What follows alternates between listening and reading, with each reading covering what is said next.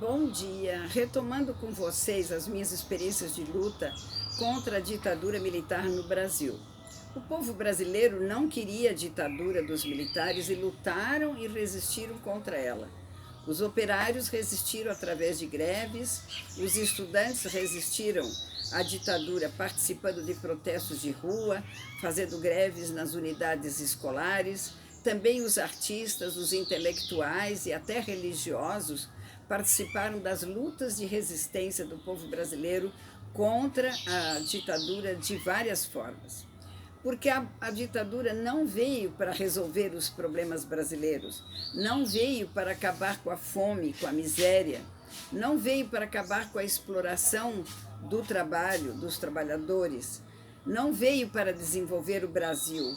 O tal do milagre econômico de Delfim Neto foi falso, porque foi feito com dinheiro emprestado aos bancos internacionais, pelo qual tivemos que pagar juros altíssimos e que ainda até hoje consta da nossa dívida pública, conforme a pesquisa a seguir. www.moemafiusa.jusbrasil.com.br. Foi aí que eu pesquisei a dívida externa deixada pela ditadura militar. A ditadura militar deixou como herança uma dívida externa que permaneceu impagável ao longo da primeira década da redemocratização. E por que então aconteceu o golpe militar? Uma questão é primordial e todo brasileiro devia prestar atenção. Ela veio para rasgar uma lei muito importante assinada pelo governo João Goulart, que era a lei da remessa de lucros das multinacionais para suas matrizes no estrangeiro. Essa foi o principal motivo da implantação dessa ditadura e desse golpe. Mas o que tem que ficar bem claro é que essa ditadura militar não serviu aos interesses do Brasil. Ela serviu aos interesses das empresas multinacionais aqui sediadas, principalmente as norte-americanas. Tanto é que Roberto Campos, ministro de Castelo Branco, revogou a lei da remessa de lucros logo após o golpe.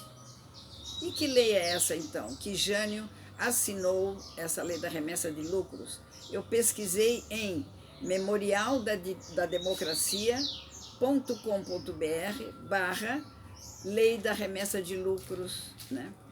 Essa lei, como ficaria conhecida, famosa no Brasil naquela época, ela limitava o envio anual das empresas estrangeiras para o estrangeiro, para suas matrizes, a título de lucro. Ela restringiu a, no máximo, 10% do capital trazido para o Brasil como investimento.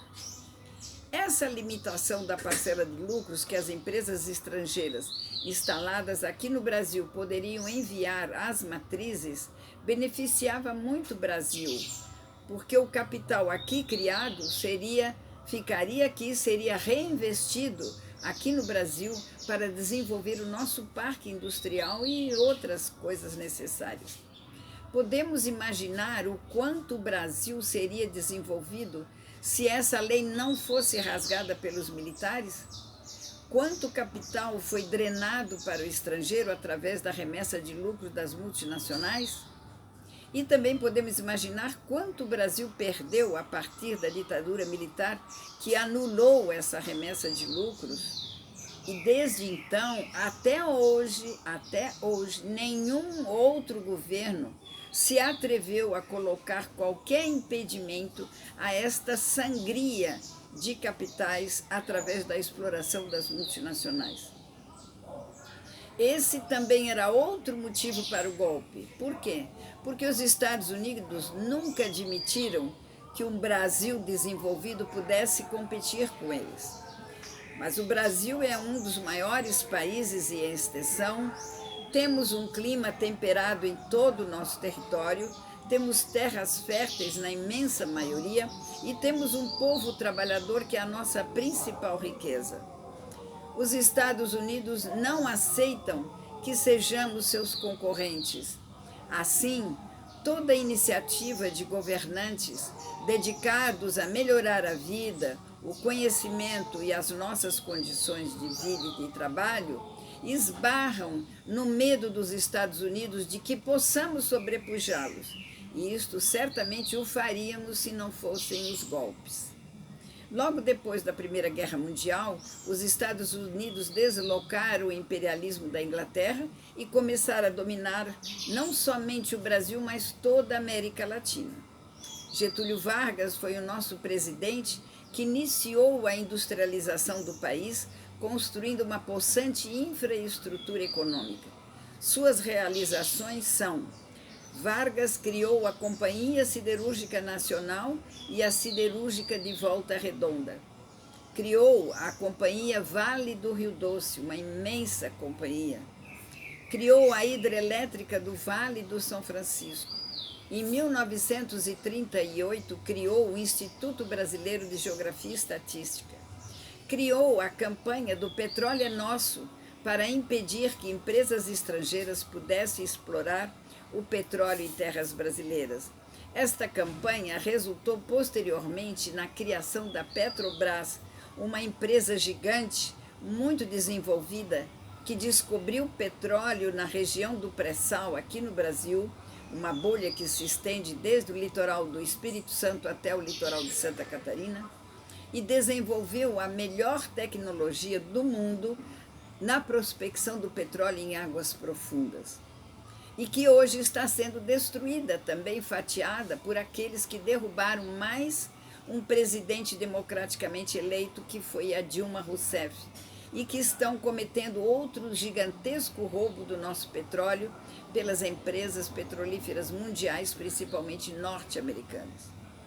Documentos confidenciais da CIA, que é a Agência Central de Inteligência Americana, revelam que o governo norte-americano monitorava os desdobramentos da política brasileira e buscava uma brecha para derrubar o então presidente João Goulart. O texto de 17 de agosto de 1962 é divulgado na publicação da Revista Semanal de Inteligência da CIA. O texto está disponível na biblioteca online da CIA, que mostra a atenção da inteligência americana em relação a Jango. Porque agora esses documentos não são mais segredos de Estado e estão à mostra para qualquer um pesquisar. Um ano antes do golpe, já se sabia da presença, através da Embaixada Americana, da circulação de dólares e também da compra de redação de jornais. Entre 1962 e 1964, o IBAD financiou mais de 200 filmetes de propaganda contra o governo João Goulart. Outro presidente que provocou a ira e a inveja dos norte-americanos foi João Goulart, que desejava implantar aqui no Brasil um programa de reformas de base para desenvolver o Brasil e tirar o Brasil do atraso. Getúlio já tinha sido levado ao suicídio pela pressão exercida aqui pelos norte-americanos através de traidores internos brasileiros. E o presidente João Goulart também estava seguindo a mesma política desenvolvimentista de Getúlio Vargas, uma política nacionalista para melhorar o nosso país e a vida de todos nós brasileiros. Para vocês terem uma ideia, eu me formei em odontologia, bem como muitos outros jovens brasileiros, cursamos as universidades sem pagar nenhum tostão, porque o estudo era gratuito naquela época. E este era um ponto muito importante, porque um povo instruído não se submete à exploração e opressão de um país estrangeiro. Vamos ver o que foi a política de João Goulart e as suas reformas de base. Isso foi pesquisado no seguinte site: cpdoc.fgv.br/produção/dossiê/jango/reformas de base.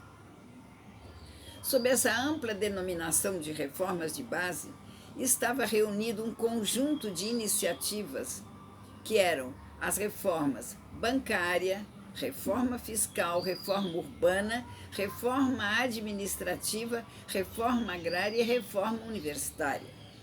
A necessidade de estender o direito de voto aos analfabetos e as patentes subalternas das Forças Armadas, como marinheiros e os sargentos, defendia-se medidas nacionalistas prevendo uma intervenção mais ampla do Estado na nossa economia e um maior controle de investimentos estrangeiros no país mediante a regulamentação das remessas de lucros para o exterior, eram reformas necessárias para o desenvolvimento do Brasil. A reforma agrária era o carro-chefe dessas reformas e era, sem dúvida, a reforma agrária que visava eliminar os conflitos pela posse da terra aqui no Brasil e garantir o acesso à propriedade de milhões de trabalhadores rurais, que poderiam produzir uma imensa variedade de alimentos mais baratos para todos nós. No entanto, encontrava forte resistência por parte dos setores conservadores, principalmente do agronegócio. Para enfrentar tais dificuldades, Goulart criou, em 1962, o Conselho Nacional da Reforma Agrária. O comício realizado na Estação Central do Brasil, aqui no Rio de Janeiro, também denominado Comício das Reformas, ao qual compareceram cerca de 150 mil pessoas, que na época era uma quantia muito grande, demonstrava como o povo brasileiro estava se desenvolvendo e evoluindo, aumentando sua participação política, o que aumentava o medo dos conservadores, que sempre foram contra as melhorias para o povo, e os Estados Unidos temem a união entre as lideranças políticas de esquerda, progressistas e populares, unidas com um povo que sabe o que quer. Goulart anunciou a adoção de medidas importantes nessa atividade, como a encampação das refinarias de petróleo particulares. Mas o golpe militar de 31 de março de 64 e o afastamento de Jango da presidência impediram a concretização dessas necessárias reformas.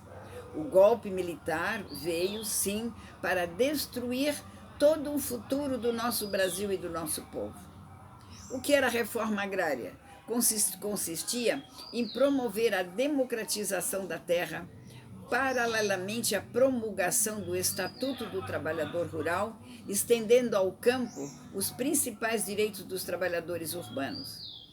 A reforma educacional visava a valorização do magistério e do ensino público em todos os níveis, o combate ao analfabetismo, com a multiplicação nacionais das pioneiras experiências do método Paulo Freire. O governo também se propunha a realizar uma reforma universitária. E a reforma fiscal tinha como objetivo promover a justiça fiscal e aumentar a capacidade de arrecadação do Estado. Além disso, pretendia-se limitar a remessa de lucros para o exterior, sobretudo por parte das empresas multinacionais, o que foi feito através do decreto número 53.461/64. E a reforma eleitoral consistia basicamente na extensão do direito de voto aos analfabetos e aos militares de baixa patente.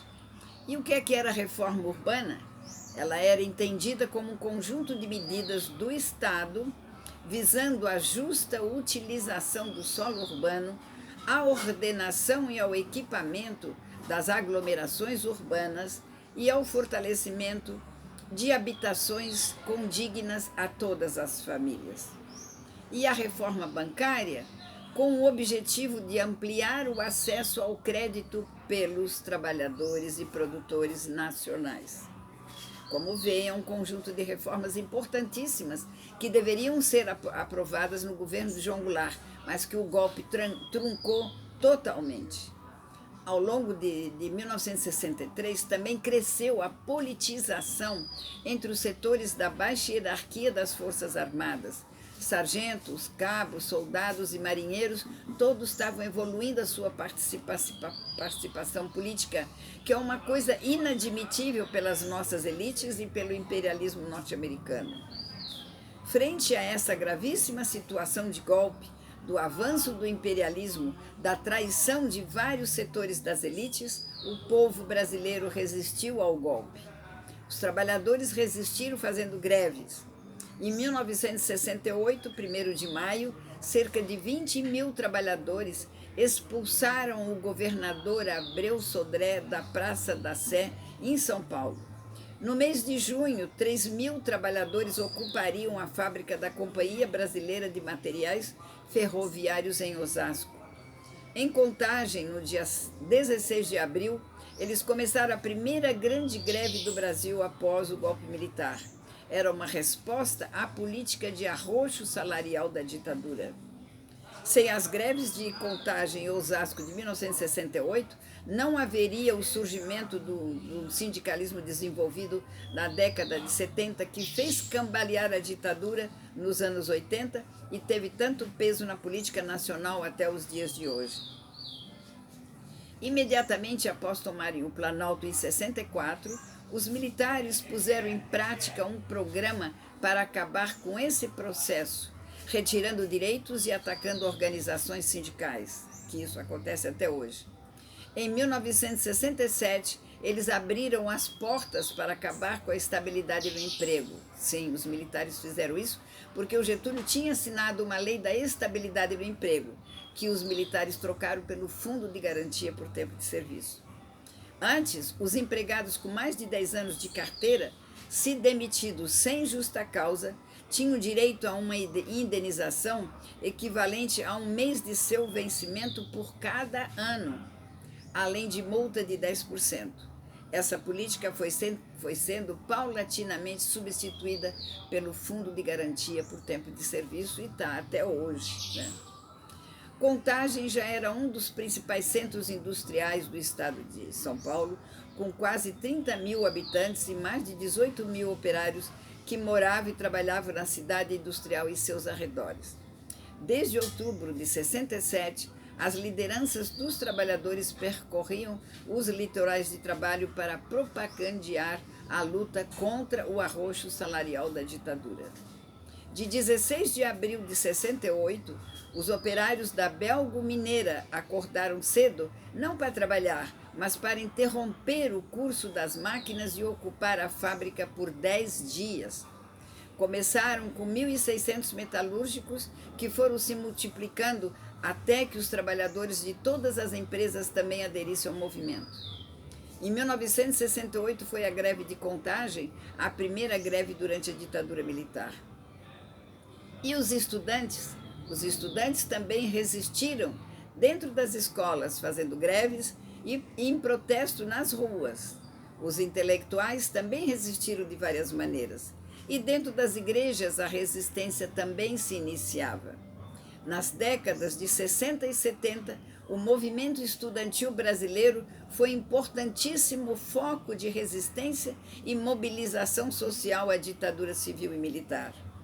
Em março de 68, o estudante secundarista Edson Luiz de Lima Souto foi morto pela Polícia Militar do Rio de Janeiro durante um protesto, o que causou comoção popular e marcou o início de intensas mobilizações contra o regime ditatorial. A UNE decretou greve geral. Entidades estudantis de vários estados solidarizavam-se com o ato. Sindicalistas, artistas, religiosos e intelectuais demonstravam apoio ao movimento. Em junho do mesmo ano, a chamada Passeata dos 100.000 marcou a história da resistência e teve participação expressiva de estudantes. Em 1974, começaram a surgir os primeiros sinais da recuperação do movimento estudantil. A nova geração de estudantes que militaram e lideraram as frentes universitárias da década de 1970, teve pela frente o árduo trabalho de reconstruir as organizações estudantis golpeadas pelos militares. O Congresso de Reconstrução da UNE A UNE foi incendiada pelos militares, não podemos esquecer isso. A reconstrução da UNE, através do seu congresso, aconteceu em Salvador, na Bahia, em 1979, reivindicando mais recursos para a universidade em defesa do ensino público e gratuito, assim como pedindo a libertação de estudantes presos no Brasil. Os intelectuais também resistiam de várias maneiras e dentro das igrejas a resistência também se iniciava. Temos que ter muito claro que a luta aqui no Brasil, nessa época da ditadura militar, era travado entre o povo e as Forças Armadas, porque as Forças Armadas brasileiras não estavam do lado do povo brasileiro, nunca se preocuparam em ouvir o povo. O que é que o povo tinha a dizer e quais eram os interesses populares? As Forças Armadas recebiam ordens, era dos agentes dos Estados Unidos aqui infiltrados. Hoje temos acesso aos documentos que revelam isso. É o que eu vou mostrar para vocês. Vou relatar esses fatos, que antes estavam escondidos. O envolvimento dos Estados Unidos no golpe de 64. Houve uma reunião de Kennedy com Lincoln Gordon, que era o embaixador norte-americano aqui no Brasil, entre as 11 horas e as 12 horas do dia 30 de julho de 1962. Essa reunião ocorreu na Casa Branca e apontava a influência que teriam os Estados Unidos no golpe aqui no Brasil. O embaixador do Brasil, Lincoln Gordon, e John Kennedy, essa reunião entre os dois, e o John Kennedy instruiu o Gordon a interferir ativamente na política interna brasileira. A presença norte-americana foi extremamente avassaladora sobre a América Latina. Como os arquivos do governo Lyndon Johnson, abertos 20 anos mais tarde, comprovariam, durante o golpe militar brasileiro, foi feita uma operação militar chamada Operação Brother Sun, para atuar no Brasil em apoio aos militares. Somente no ano de 62, quase 5.000 cidadãos americanos entraram no Brasil. E em 63, havia mais de 5.000 militares norte-americanos fantasiados de civis no Nordeste.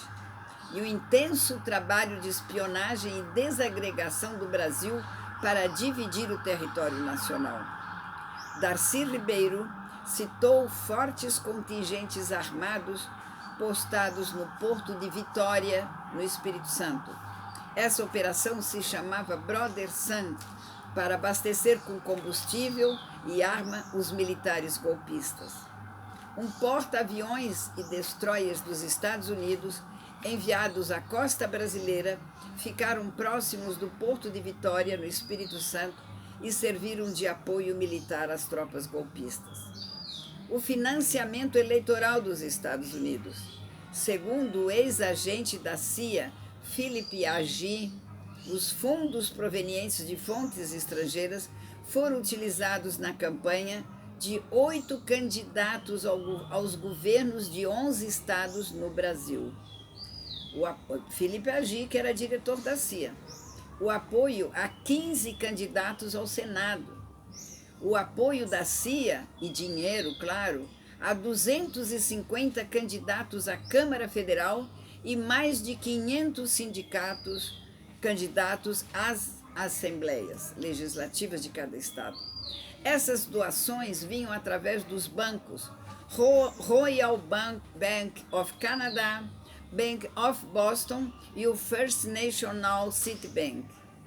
A imprensa brasileira da época, o Globo, como sempre o Globo, Jornal do Brasil, Correio da Manhã e Diário de Notícias pregavam abertamente a deposição do presidente João Goulart. Segundo Mino Carta, um jornalista nosso do Brasil, a Folha de São Paulo emprestava a sua C14, que é uma Chevrolet veraneio, para recolher os torturados ou pessoas que iriam ser torturados na Operação Bandeirantes em São Paulo. O papel da imprensa nos golpes do Brasil. A grande imprensa levou Getúlio ao suicídio. A grande imprensa levou Jânio Quadros à renúncia. A grande imprensa tentou impedir Juscelino Kubitschek de assumir, e a grande imprensa tentou impedir a posse de João Goulart. E ajudou no golpe de 64 contra Jango, ajudou no recente golpe contra Dilma, em 2016. Isso aí eu tirei como colaboração do cientista político Vanderlei Guilherme dos Santos, da revista Carta Capital, de 14 de setembro de 2005, página 27, para quem quiser averiguar. É claro que no meio de tudo isso eu não poderia ficar indiferente. Passei a militar nos grupos de resistência à ditadura e ao imperialismo. Em função da minha participação na luta de resistência do nosso povo, eu fui presa pelos militares, que me sequestraram na rua. Conversando com vocês, quero lhes dizer que estou muito feliz por ter dedicado minha vida pensando nos outros, em primeiro lugar, amando o próximo mais do que a mim mesma. Todo o sofrimento por que passei não me machucou o suficiente para me fazer desistir dessa luta. Todo o sofrimento a mim imposto não foi suficiente para calar essa imensa vontade de pensar um futuro para a humanidade que seja radioso e feliz, sem exploração do trabalho alheio, sem a opressão dos mais fortes e poderosos sobre os mais fracos. É muita felicidade para mim saber que fui e que continuo sendo uma daquelas pessoas que souberam amar incondicionalmente o Brasil, amar ao próximo e ao distante, sem pensar em recompensas e sem medir sacrifícios. Presa pelos militares em 10 de maio de 1970, era um domingo, Dia das Mães, eu fui sequestrada na Avenida São João, em São Paulo, empurrada para dentro de um carro, levada imediatamente para o centro de tortura, que era a Operação Bandeirantes, que era uma organização clandestina dos militares, sustentada e financiada por industriais e empresários brasileiros e norte-americanos, onde ficavam salas de torturas até a morte, onde ocorriam bárbaros assassinatos dos brasileiros que ousaram desafiar os poderosos, o poder das armas, e sonharam com um futuro radioso para seus filhos e netos, muito diferente e muito melhor da realidade que vivemos ainda hoje. Nas salas de tortura da Operação Bandeirantes em São Paulo, fui obrigada a tirar toda a minha roupa na frente de vários militares. Todos os prisioneiros tinham que ficar nus. E por que tínhamos que ficar nus? Primeiro, para sermos humilhados, para perdermos a combatividade. Segundo, porque todo o nosso corpo, e principalmente os órgãos genitais, ficavam ao alcance do fio elétrico através do qual os militares nos davam choques em todas as partes do nosso corpo. Os militares foram covardes. Me amarraram numa cadeira elétrica para me bater e para me torturar, amarrada e nua, onde me davam choques por todo o corpo e me batiam com palmatórias nas mãos e nas solas dos pés. Depois de muitas horas na cadeira do dragão, eles passaram para o pau de arara. Me amarraram e me penduraram no pau de arara numa sessão de torturas que durou desde o momento que para lá me levaram, cerca de 3 ou 4 horas da tarde, até às 6 horas do dia seguinte, quando terminou o trabalho daquela equipe de torturadores. Eram 3 equipes, uma trabalhava enquanto 2 descansavam. Levada para uma cela, caí no chão, exausta, como um saco de batatas. Mas 2 horas depois, quando começou o trabalho da segunda equipe, já me levaram de volta para as torturas, que nesse mesmo dia prosseguiu até às 4 da madrugada. Fiquei 12 dias na Operação Bandeirantes em São Paulo, que mais tarde receberia o nome de DOI-CODE. Dali me levaram para o DOPS de São Paulo, onde fiquei por 45 dias, impedida de avisar a família ou de contratar um advogado. Do DOPS fui levada para o Presídio Tiradentes, onde fiquei presa por 2 anos e 2 meses. Essa foi minha trajetória. Quero lhes dizer que em nenhum momento passou pela minha cabeça ter qualquer arrependimento das decisões que tomei de lutar pelo meu país. Essas decisões consistiram em abrir mão do meu trabalho, do meu consultório odontológico, dos cursos de pós-graduação e especialização que eu fazia na Universidade de São Paulo e de toda preocupação com o futuro. Nunca me arrependi, porque nunca essas coisas me fizeram falta. Quero também lhes dizer que, apesar de tudo que passei, me sinto muito feliz. Tenho maior orgulho de ter lutado e vivido aqueles anos ao lado de uma juventude brasileira corajosa, determinada e generosa, que abriu mão de seus planos individuais para defender a pátria brasileira e o nosso povo brasileiro, porque assim se fazia necessário.